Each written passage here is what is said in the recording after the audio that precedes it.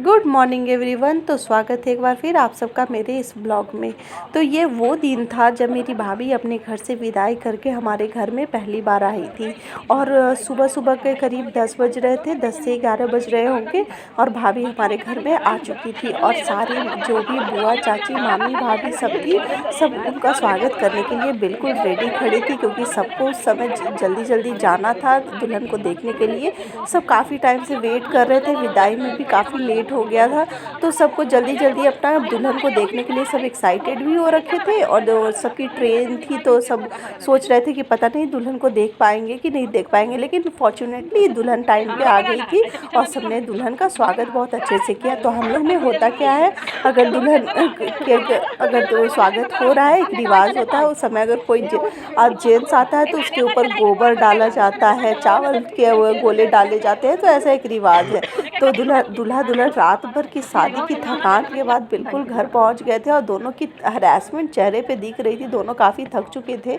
और हम लोग में होता क्या है कि जब दुल्हन आती है तो स्वागत हम लोग पान के पत्ते के साथ करते हैं। सबसे पहले दोनों को आँखों में काजल लगाया जाता है। दोनों को आँखों में काजल लगाने के बाद दही और सिंदूर का टीका करते हैं और उसके बाद हम लोग पान के पत्ते से दोनों के गाल को सेकते हैं।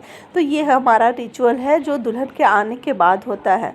तो मैं यहाँ पे मेरी दीदी भी कर रही थी, उसके बाद मैं भी लाइन में लगी थी। तो काफ़ी लंबा लाइन होता है। मुझे तो लग रहा था कि जो मोहित मेरा भाई जो है और मेरी भाभी जो है इरिटेट हो रहे होंगे, क्योंकि इतना लाइन था जो कभी ख़त्म ही नहीं हो रहा था। मैम थोड़ा सा, क्योंकि सभी को करना था तो कोई भी पीछे नहीं हट रहा था। और दोनों थके हुए थे और गर्मी भी काफ़ी थी, धूप काफ़ी था। तो भाभी भी बहुत ज़्यादा गर्मी लग रही थी उनको, इतने सारे ज्वेलरीज और हैवी कपड़ों के साथ।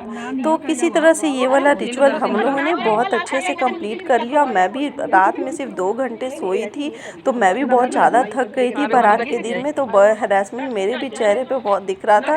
तो कोई बात नहीं, ये शादियों में तो ऐसा होता ही है और इसी का अलग मज़ा है। रात में जाके काम करना, फिर सुबह तक जल्दी उठ जाना।